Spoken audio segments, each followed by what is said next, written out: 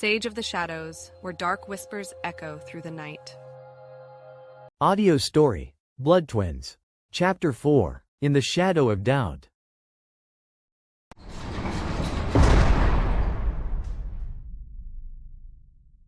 Togi stood motionless, his eyes locked on the girl as she slept.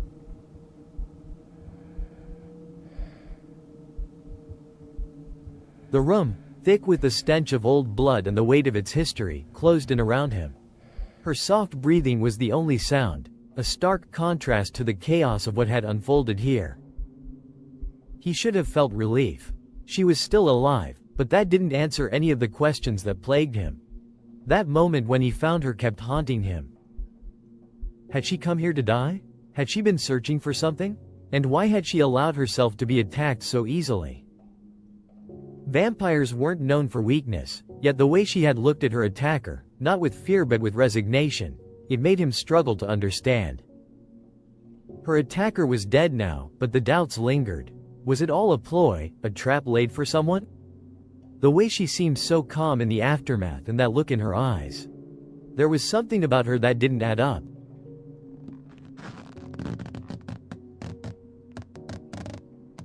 Togi's hand tightened around the hilt of the stake, the sharp edge grounding him in the moment. It wasn't just about protecting their family anymore, it was about this girl, this stranger who had suddenly appeared in their lives, breaking the rhythm of their existence with nothing but questions and the faint scent of danger. His gaze drifted to the room behind the grates. The space was small, suffocating, a prison of sorts. The walls themselves told the story of everything that had transpired here. Blood splatters, deep nail marks, and desperate writings. Scattered among the stains were faint pleas for forgiveness and marks from the endless days spent within these confines. Some writings even seemed to hope for freedom, a chance to escape, but they were false hopes, empty dreams that would never be fulfilled. This basement hadn't been renovated, no one had cared to change even the smallest detail. It was left as it had always been, a stark reminder of what had happened here, and what could still happen.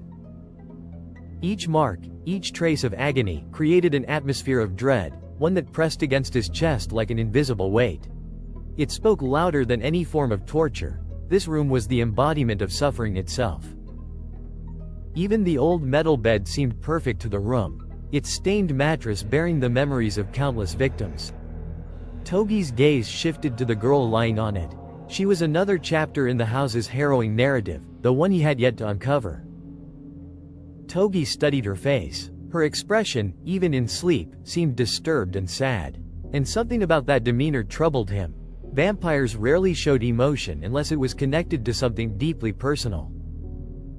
The notion of attempting suicide was foreign to their kind, almost impossible. Yet there she was, lying still, almost as if she had given up. Had she allowed herself to die? Had she been waiting for death? And still, why had she allowed the attacker to do his worst without offering any resistance? The room seemed to hold its breath as he wrestled with the enigma before him. Who was she? He had never seen her before, never heard reports about her arrival. They monitored every possible route in and out of the city, keeping a close eye on all supernatural movements. Only the most skilled, those who could slip past even the most vigilant watch, would have a chance to enter undetected. Was she alone? Togi's mind stirred with one more question. Most of these questions didn't make any sense. She hadn't come to fight, nor had she come to die as a victim. The fight between them proved it. There was something more, something beneath the surface that eluded him. A sudden creak of the stairs interrupted his thoughts. His father's heavy footsteps echoed in the stillness of the basement, bringing with them a brief sense of unbinding from the oppressive uncertainty that had taken root in Togi's mind. His father appeared in the doorway, his presence solid and unwavering, as always. "Is she still asleep?" he asked, his gaze sweeping over the bed where the girl lay. Togi nodded but couldn't help the doubt that lingered in his chest. He felt his father's eyes on him, steady but perceptive. It was clear that his father saw more than the surface.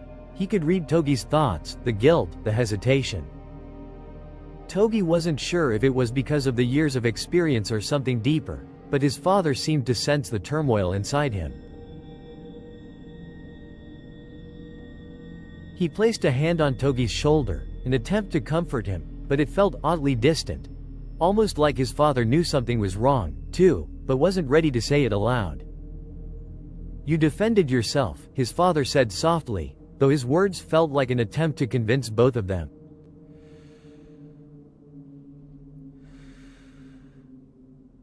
Togi exhaled sharply, the tension in his chest rising as the room seemed to close in on him once again.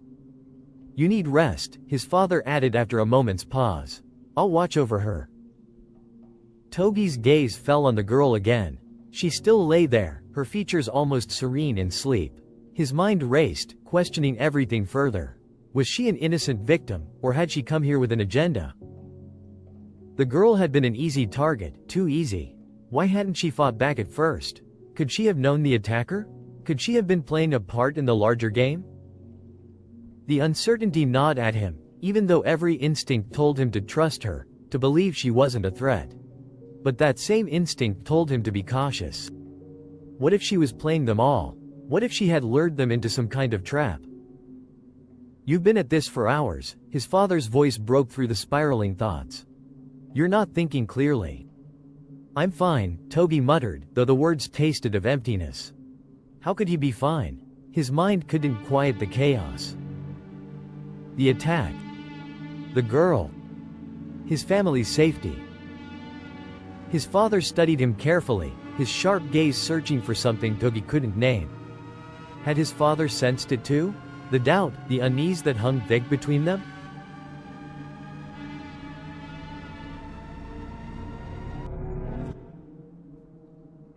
"Are you sure?" his father asked, his tone gentle, though there was an edge to it now. Togi met his father's gaze, the weight of the decision pressing on him. There were so many unknowns. His instincts told him to be wary, but what if his instincts were wrong? "You know I can handle myself." His father's voice brought him back to reality. Togi hesitated, his thoughts still whirling, yet part of him knew that, for now, this was the only reasonable decision. It felt wrong to leave her alone with his father, but at the same time, what else could he do? He had no answers, only more questions, and they were starting to drown him.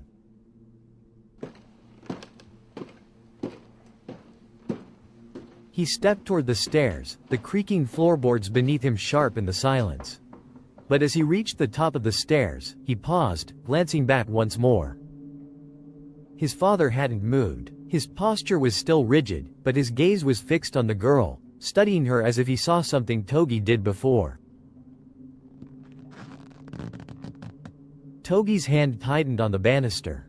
Something told him this was the moment when a choice had to be made. Trust her, or eliminate the threat?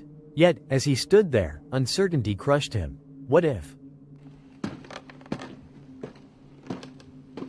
With one last glance, he climbed the stairs, his footsteps heavier now, filled with doubt and one of the most important questions. Would he regret his decision?